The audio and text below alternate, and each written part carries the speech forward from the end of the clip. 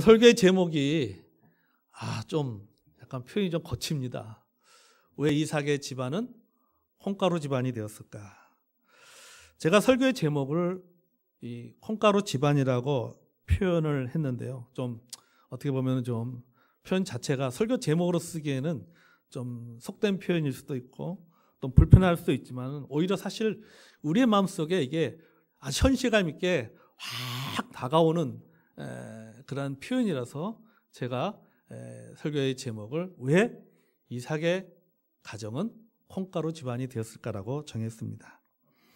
이 콩가루 집안이라고 하는 이 표현은 사람들이 일반적으로 즐겨 사용하는 표현입니다. 그렇죠? 우리가 참 저 집안은 완전히 콩가루네 그렇게 표현을 많이 씁니다. 사실은요. 여러분 콩가루는 서로 뭉치지 않습니다. 그래서 보통 그 떡이 서로 들러붙지 않도록 콩고물로 이 콩가루가 쓰이게 됩니다. 그래서 이런 성질을 빗대어서 콩가루 집안이라고 하는 그런 말이 생겼습니다. 그런데 하지만 이 콩가루 집안이라는 것이 이 의미가 점점 더 이렇게 확장되면서 정상적이고 일반적인 상식에서 벗어나서 아주 심하게 벗어난 가정을 모두 싸잡아서 콩가루 집안이다라고 말을 합니다. 가족 간에 사이가 좋지 않거나 아니면 가족 간의 갈등이 일정한 수준을 넘어서 욕설과 폭력이 오간다면 사실 그 집안은 콩가루 집안이라고 말할 수가 있죠. 부모가 자식을 학대하거나 자식이 부모에게 폐륜을 저지른다면 콩가루 집안이 맞습니다. 심지어는 가족 구성원들끼리 서로 고소하고 가장 극단적인 경우에는 막장으로 치닫는 가족이라면 콩가루 집안이 맞습니다. 이런 개념에서 보면 이삭의 가정은 콩가루 집안이 맞습니다. 이삭의 가정은 여러분 믿음의 가정입니다. 아버지 아브라함으로부터 신앙을 물려받은 믿음의 가문입니다. 또한 이삭 자신은 하나님의 약속을 통해서 태어난 아들입니다. 약속의 아들이에요. 집안의 분위기 자체가 이 말은 집안의 분위기 자체가 신앙적인 분위기였다라고 우리가 생각해 볼 수가 있는 것이죠.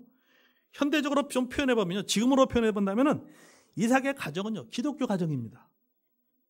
이삭은 교회에서 존경받는 직분자이면서 외부적으로는 사람들에게 인정받는 크리스천 사업가입니다. 집에 가면 거실에 십자가와 성부 액자가 걸려 있습니다. 겉으로 보기에는 하나님을 신실하게 섬기는 가정처럼 보입니다. 하지만 그 속으로 들어가 보면 서서히 신앙이 무너지고 콩가루 집안으로 변질되는 것을 느낄 수가 있습니다. 그리고 결국은 오늘 본문에 함께 읽은 말씀처럼 가족의 모습이 막장으로 이어지는 것을 보게 됩니다. 여러분, 믿음의 가정도 콩가루 같은 집안이 될 수 있습니다. 성경에 보면은 다윗의 가정도 한동안은 콩가루 가정이었습니다. 가족 간의 성폭력과 살인이 일어났잖아요. 심지어는 아들이 아버지의 왕권을 빼앗기 위해서 쿠데타를 일으켰습니다. 그것도 모자라서 아버지의 첩을 성적으로 모욕하는 일도 있었습니다. 여러분, 사무엘은 하나님의 신실한 선지자였습니다. 하지만 그의 아들들은 한마디로 망나니들이었습니다. 솔로몬의 아들 로보암도 마찬가지였습니다. 여러분, 이런 것을 보면서 믿음의 가정에서도 이런 일들이 얼마든지 일어날 수가 있습니다. 믿음이 있고 같은 교회를 다닌다는 것이 가정의 안전이나 신앙의 전술을 보장해 주지 않습니다. 신앙 안에서 가족들이 함께 그 신앙을, 그 가정을 함께 세워가고 지켜가는 노력이 있어야지만이 그 가정이 신앙의 가정으로 계속해서 유지가 되어지는 것입니다. 단순히 같은 종교를 갖고 있고 같은 교회를 다닌다고 해서 또 같은 어떤 그 교회에서 여러 가지 섬긴다고 해서 그 가정이 믿음의 가정으로 계속 이어지는 것을 보장해 주지 않습니다. 여러분 시편 127편의 말씀처럼 하나님이 지켜줘야 돼요. 아멘. 그러잖아요. 여호와께서 지키지 않으면 파수꾼의 경성함이 했사오다 하잖아요. 하나님께서 가정을 지켜주셔야만 됩니다. 또 시편 128편의 말씀처럼 가족들이 여호와를 경외하면서 믿음의 길을 걸어가야 됩니다. 그래야지 그 가정이 그 믿음의 가정으로 시작해서 끝까지 믿음의 가정으로 가는 것이지. 믿음의 가정으로 시작했다 할지라도 그 중간에 어떤 일을 계기로 해서 그 가정이 믿음의 가정의 모습이 아니라 완전히 박살나는, 완전히 서로가 깨어지고 갈라지는 그런 콩가루 집안이 될 수가 있는 것입니다. 여러분, 이삭의 가정은요, 시작이 아주 좋았습니다. 이삭과 리브가의 만남도 너무너무 아름다웠습니다. 우리가 여러분 이삭과 리브가의 만나 보시죠. 얼마나 아름답게 만났습니까? 그러나 자녀가 없었어요. 그래서 이삭과 리브가는 하나님 앞에 간절하게 기도했습니다. 하나님께서 그 기도 응답해 주셨죠. 쌍둥이가 태어났습니다. 하나도 아니고 둘이 태어났습니다. 한 가지 기도했는데 몇 가지 응답된 거예요? 두 가지 기도 제목이 응답된 거죠. 25장 21절 읽어볼까요? 자, 시작. 이삭이 그의 아내가 임신하지 못하므로 그를 위하여 여호와께 간구하며 여호와께서 그의 간구를 들으셨으므로 그의 아내 리브가가 임신하였더니 아멘. 자, 하나님 앞에 기도하니까 하나님께 그 기도를 응답해 주셨어요. 그러니까 이 가정에는 무엇도 있는 거예요? 이 가정에는 기도 응답의 간증도 있는 가정이에요. 우리가 자녀가 없었는데 우리 부부가 하나님 앞에 간절하게 기도했더니 하나님께서 우리에게 자녀를 주셨다. 그것도 딸이 아니라 아들을 주셨다. 그 당시에는 남자 우선이다 보니까는 딸이 아니라 아들을 주셨다. 아들도 하나가 아니라 둘을 주셨다. 자, 여러분 그 당시를 이렇게 돌아본다 생각해 본다면은 굉장히 큰 간증이죠. 이런 놀라운 기도응답의 간증을 가지고 있는 가정입니다. 하나님께서 자녀의 복을 주셨습니다. 근데 이 두 아들이요, 복덩인 것 같아요, 보니까요. 우리 그런 표현 쓰죠. 얘가 태어나더니 우리 집안이 확 폈더라. 우리 집안 일어났더라. 사업이 잘 되더라면 뭡니까? 이 아이가 뭐라 그래요? 그러잖아요. 이 아이가 복덩이야, 복덩이. 우리 집 복덩이야. 그렇게 표현 쓰잖아요. 그러니까 제가 보니까 에서와 야곱도 이 복덩이였던 것 같아요. 자, 하나님께서 이삭에게 복의 복을 더하여 주십니다. 창세기 26장 12절 이하의 말씀에 보면 이렇게 말하고 있습니다. 자, 읽어볼까요? 자, 시작. 이삭이 그 땅에서 농사하여 그 해 100배나 얻었고 여호와께서 복을 주심으로 그 사람이 창대하고 왕성하여 마침내 거부가 되어 부자가 되었다라고 하는 것이죠. 그 당시에 농사라고 하는 것은 유목사업이다 보니까 유목사업이 성공했습니다. 사업은 날로 확장되고 요새 말하면은 통장에는 잔고가 늘어나고 있습니다. 글로벌 경제 잡지라고 하는 그 포브스가 선정한 100대 기업 또는 100대 부자 안에 들어있는 그러한 사업체라고 말할 수가 있겠지요. 이삭은 이렇게 성공한 사람입니다. 행복한 나날을 보내고 있습니다. 그러나 거기까지입니다. 어느 순간부터 실패의 길을 걷기 시작했습니다. 목자간에 여러분이 창세기 20장 이전의 말씀을 읽어보면 알겠지만은 이 목자간에 그 우물 선정권을 놓고 다투는 일이 있었습니다. 그러니까 이삭에게 속한 그 목자들과 또 그 지방의 다른 그 목자들과 이 우물권의 선정권이 누가 있냐, 이 우물의 주인이 누구냐 하고 하는 문제 때문에 다투는 일들이 있었어요. 우물 문제 때문에요. 자, 그럴 때도 여러분 이삭은 그 일을 지혜롭게 해결하는 능력을 보여주었어요. 그러니까 외부적으로 볼 때는 상당히 갈등 조정자 역할을 잘한 것이죠. 어떤 문제가 발생하면 그 문제를 잘 해놨습니다. 사업에 어떤 문제가 발생하면 그 문제들을 잘 풀어나가는 아주 탁월한 조정자요, 해결자가 바로 이삭이었습니다. 그런데 정작 가족 간의 갈등의 문제는 해결하지 못하는 무능력한 가정이 바로 이삭이에요. 밖에서 일어난 문제들은 잘 해결해내는데 집안에서의 문제는 해결하지 못하는 거예요.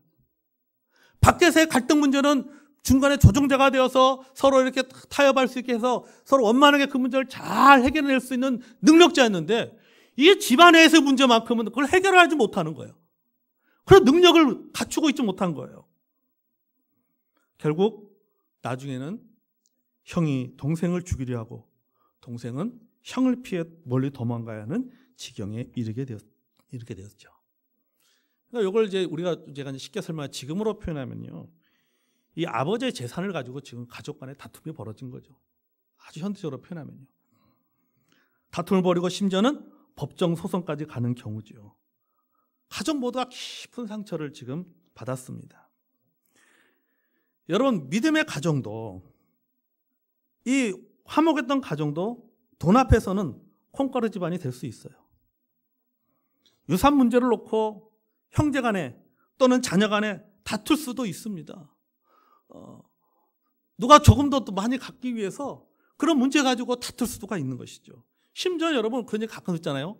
장례식 마치고 조이금 문제 가지고 형제들 간에 다투는 그런 일도 가끔 우리가 듣습니다. 그래서 그것 때문에 서로 의가 상해서 결국은 형제 간에 서로 갈라지는 그런 이야기도 가끔은 듣습니다. 그러니까 여러분 뭐예요? 이 믿음의 가정도 예외는 아니다라고 하는 것이죠. 제가 그럼 현실적으로 좀 이야기하는 겁니다. 그렇죠? 우리 주변에 이런 일들 참 많이 일어나요. 그냥 화목했던 가정이 돈 문제 가지고 그냥 완전히 다 깨져버리고 서로 원수지간이 되어지고 그런 것들을 우리가 종종 본단 말이죠. 여러분, 이삭의 가정도 지금 마찬가지잖아요. 지금 이런 문제잖아요. 결국 복의 문제라고 하는 것은 그 복이 결국 그 당시에 복은 뭡니까? 기업이란 말이죠. 땅이란 말이죠. 지금은 하면 어떤 그 외적인 물질적인 것이죠. 여러분, 왜 믿음의 가정인 이삭의 가정이 이 지경까지 이르게 되었을까라고 하는 것이죠. 원인은요, 편가르기입니다. 편가르기 때문에 그런 거예요. 네 편, 내 편 때문이죠. 여러분, 부모의 편에서 나온 편가르기 때문에 문제가 생긴 것이죠. 여러분, 부모나 자녀들이 네 편, 내 편으로 가르기 때문인 것이죠. 여러분, 형제 간에 또 네 편, 내 편으로 가르기 때문인 것입니다. 여러분, 사회에서만 네 편, 내 편 가르는 것이 아니에요. 가족 간에서도 편 가르기가 있습니다. 여러분, 가족이라고 다 같은 편일까요? 다윗의 가정이 다 같은 편이었습니까? 이삭이나 야곱의 가정이 다 같은 편이었습니까? 야곱의 12자녀들을 보십시오. 다 같은 편이었습니까? 아니란 말이죠. 그 안에서도 편가름이 있었습니다. 물론 이런 이유로 가족을 내치지는 않습니다. 하지만은 가족 내에서도 엄연히 네 편과 내 편은 존재합니다. 부모 자식 간에도 편이 갈라질 수 있고 부부 사이에도 편이 갈라질 수 있고 자녀 간에도 네 편, 내 편으로 갈라지는 일들이 생길 수가 있습니다. 통계조사에 따르면 편애하는 부모는 나쁜 부모라고 생각하는 경우가 많지만 사실 대부분의 부모님들이 자녀들을 편애한다고 합니다. 그래서 그 조사 결과에 따르면 약 70%의 아빠와 65%의 엄마가 편애하고 있다라는 응답을 했어요. 그러니까 본인이 자각을 하고 인정하는 그 부모가 그 정도라면은 실제로는 더 많은 부모님들이 자녀들을 차별하고 있다는 의미입니다. 내가 어떤 의도를 가지고 차별하는 것이 아니라 나도 모르게 그렇게 될 수 있는 것이죠. 여러분, 한번 생각해 보세요. 여러분, 가족이라고 해서 다 같습니까? 아니잖아요. 각자의 개성이 있습니다. 가치관이 다릅니다. 삶의 방식이 다릅니다. 정치적인 이념도 다릅니다. 지식의 수준이나 경제적인 능력도 다릅니다. 공감대가 다릅니다. 그러다 보니 편애하는 이유도, 편을 가르는 이유도 사람마다 제각각이에요. 제가 나와 닮았기 때문에, 제가 나와 기질이 비슷하기 때문에, 그래서 특정 아이를 편애할 수도 있습니다. 맞이기 때문에 또는 막내이기 때문에 편애할 수도 있습니다. 성별, 남자이기 때문에, 아들이기 때문에 또는 딸이기 때문에 편애할 수 있어요. 그 아이가 가지고 있는 능력이라든지 성취가 원인이 되기도 합니다. 반대로는 한 아이가 그 여러 자녀 중에 그 한 자녀 아이가 너무 어떤 문제적인 아이, 다시 말해서 몸이 약하다든지 아니면 어떤 큰 어려움들이 있기 때문에 그 아이에게 많은 주의와 관심을 필요로 한다는, 그 아이에게 관심을 쏜다는 이유로 편애할 수도 있는 것이죠. 여러분, 이삭과 리브가 그 다음에 에서와 야곱을 보세요. 이 사람들도 보면요, 각자의 개성이 있습니다. 이삭은요, 온유하고 소심한 성격입니다. 그래서 사람들과 부딪히는 것을 싫어해요. 그러니까 그 우물의 소유권 분쟁을 해결하는 것을 보면 우리가 알 수가 있어요. 그러니까 굳이 이거 가지고 서로 막 다투면서까지 뭐 이걸 하고 싶지 않은 거예요. 그냥 웬만하면 그냥 양보하고 넘어가는 것이죠. 반면 리브가는 적극적인 성격입니다. 본인이 자청해서 이삭과 결혼하기 위해서 무려 800km나 떨어진 먼 땅으로 결혼하기 위해서 갑니다. 그러니까 굉장히 적극적이란 말이죠, 리브가는. 이삭은 좀 소심하고. 자, 이렇게 부부가 다릅니다. 저도 이렇게 보면 저와 저희 그 아내도 보면요, 좀 마찬가지 좀 달라요. 저는 활동적이고 집사람은 조용한 편입니다.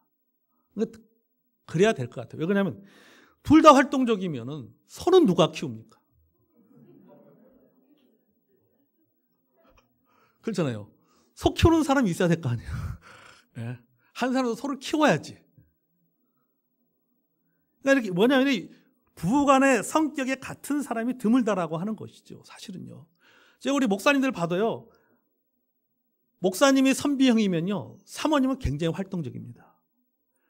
또 목사님이 활동적이면 사모님은 아주 그 얌전한 조용한 그런 편이에요. 아마 여러분 주변에도 아마 부부들도 그런 경우도 많이 있잖아요. 참 성격이 좀 서로 반대입니다. 그러니까 뭐냐, 부부라고 해서 성격이 같지 않다라고 하는 거죠. 그럼 자녀들은 같냐? 아니잖아요. 우리 부모님들이 하는 얘기가 뭡니까? 똘 둘 다 내 속에 있을 텐데 어찌 저리 다를까? 그런 표현 쓰잖아요. 어찌 저렇게 다를 수 있을까? 그런 표현 다르다는 것이죠. 여러분, 에서와 야곱도 쌍둥이지만 서로 다릅니다. 25장 27절 28절 읽어보겠습니다. 자, 시작. 그 아이들이 장성함에 에서는 익숙한 사냥꾼이므로 들사람이 되고 야곱은 조용한 사람이었으므로 장막에 거주하니 이삭은 에서가 사냥한 고기를 좋아하므로 그를 사랑하고 리브가는 야곱을 사랑하였더라. 아멘. 자, 같이 산 부부도 이렇게 다르고 같은 뱃속에서 나와도 이렇게 다릅니다. 성격도 다르고 하는 일도 다릅니다. 본문에 자세히 보면요, 에서는 외향적이고 야곱은 내향적입니다. 에서는 사냥을 좋아하고 야곱은 집에 있는 것을 좋아합니다. 여러분, 에서가 그 당시에 유목사회에서 유능한 사냥꾼이라고 하는 것은요, 그것은 능력자라는 뜻이에요. 사실은요. 그 당시엔 유목사업이기 때문에. 지금으로 말하면 에서는요, 굉장히 스펙이 좋은 사람이에요. 사회에서도 인정받는 인물이라는 뜻입니다. 나름대로 잘 나가는 인물이죠. 반면에 야곱은 다릅니다. 야곱은 특별하게 드러나는 능력이 없어요. 그냥 집에서 조용히 지내는 편이죠. 그러니까 에서는 드러나지만은 야곱은 드러나지가 않는 것이죠. 아버지 이삭은 이런 에서가 너무 좋은 거죠. 물론 신앙적인 면에서 부모에게 근심을 주는 사람이었지만 그래도 나름대로 그런 그 인정받고 살아가는 것을 보면서 그나마 위안을 받는 것이죠. 이삭은 에서를 보면서. 여러분, 그 에서가 이방 여자 결혼한 거에서 부모에게 근심이 되었다라고 표현하고 나오잖아요. 그러니까 어떤 부분에 그런 근심이 됐었지만은 그래도 한편으로는 뭐 스펙도 괜찮고 여러 가지 능력 있는 모습을 보면서, 그러니까 그걸 보면서 좋아하는 거예요. 한편으로는 또.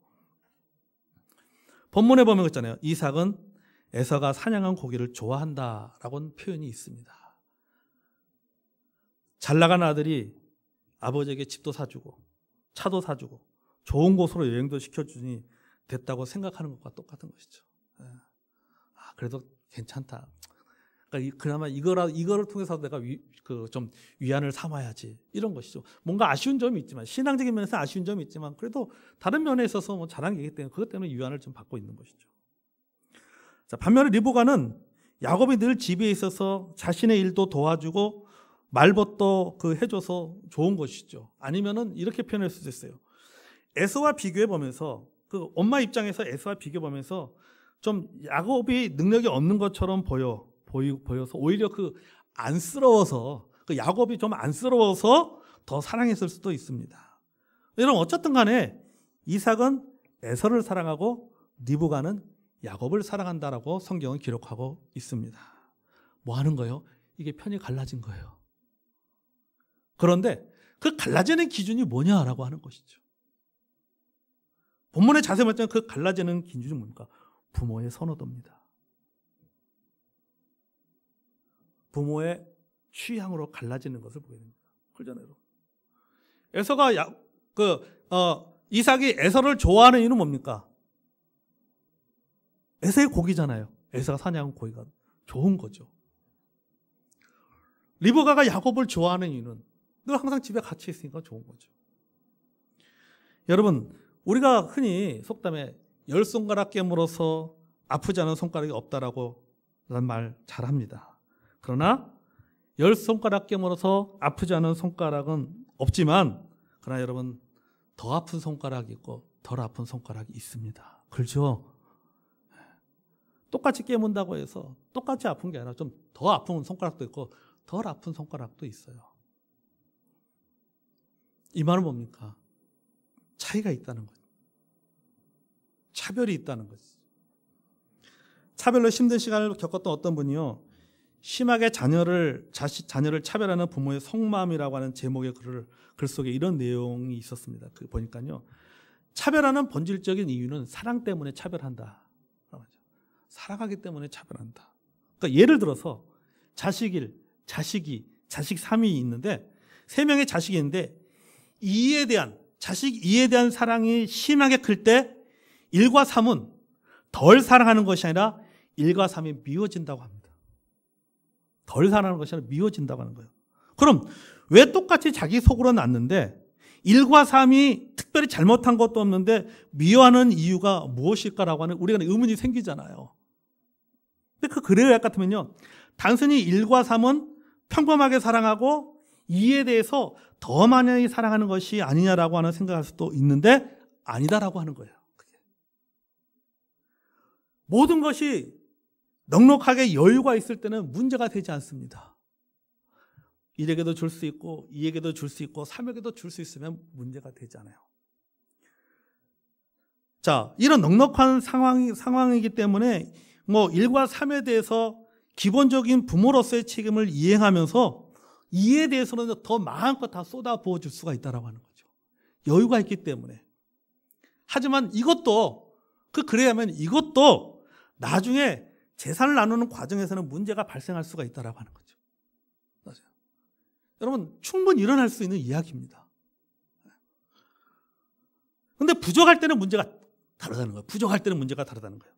자, 부족한 형편에서 이 자식 2에게도 마음껏 좋은 것 먹이고 입히고 가르칠 수 없는 상황이라면 1과 3이 2의 몫을 빼앗아가는 미운 자식으로 느낄 수밖에 없다고 하는 거죠.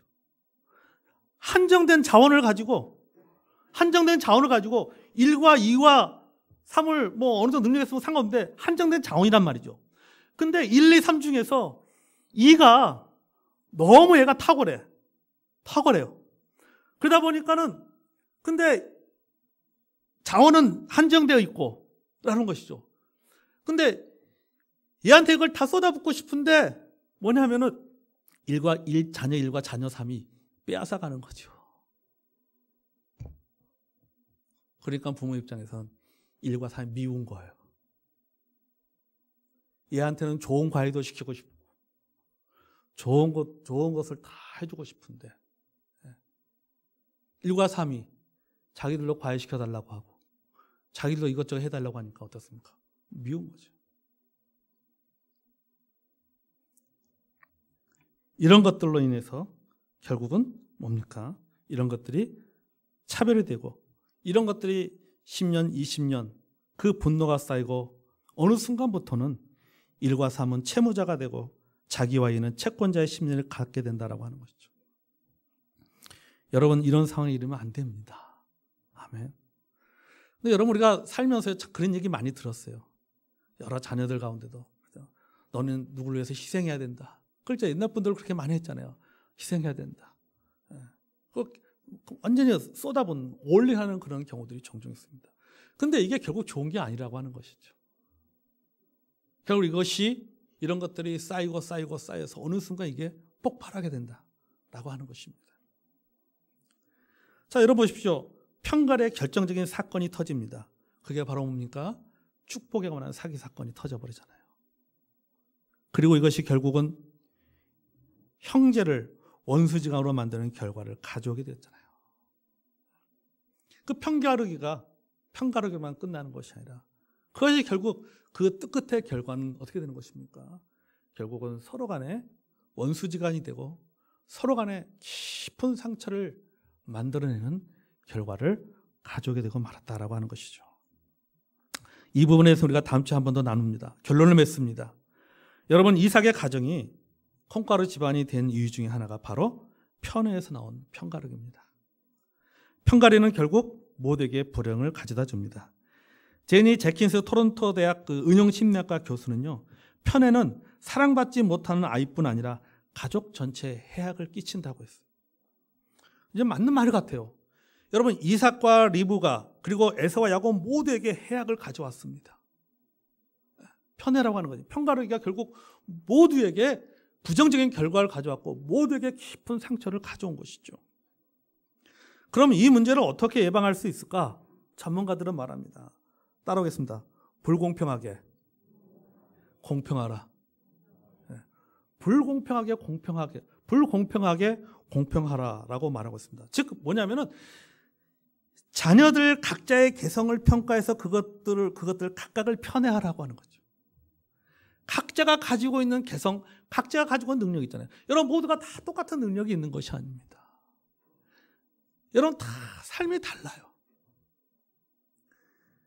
여러분 성경에 보면 여러분 우리가 아브라함의 하나님 또는 이삭의 하나님, 야곱의 하나님, 요셉의 하나님이라고 말합니다.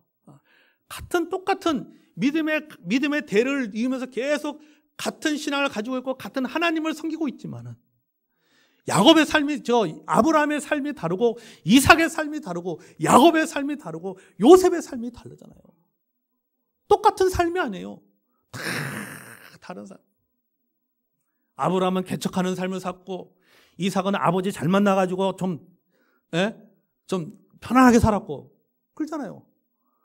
야곱은 진짜 험한 나그네 인생을 보냈고 요셉도 큰 상처 받으면서 살았단 말이죠. 각자의 삶이 다 다르다는 거죠. 그래서 그 각자의 삶에 대해서 뭐 해야 될 것이냐라고 하는 것은 뭐냐면은 그것을 인정해 줘야 된다라고 하는 것이죠. 자녀들이 각자의 개성을 평가해서 그것을 각각 편애하라고 이야기하고 있습니다. 어느 아이나 자기가 제일 사랑받는 아이라고 느낄 수 있게 해줘야 된다라고 하는 거죠. 각자의 능력과 삶을 비교하지 않고 존중해 주는 것이 필요합니다. 아멘. 우리 어른들은 그런 말을 합니다. 자기의 밥그릇은 가지고 태어난다라는 말 하잖아요. 걱정하지 마. 자녀에 대해서 걱정하면은 걱정하지 마. 다 태어날 때 자기 밥그릇 가지고 다 태어나니까 걱정할 필요 없다라고. 여러분 그렇습니다. 하나님께서 각자에게 은사를 주었고 각자가 걸어야 될 인생길이 있어요. 시편 37편 23절에서 25절에서 이렇게 말합니다. 우리 PPT 없는데요. 한번 찾아볼까요? 시편 37편 23절에서 25절.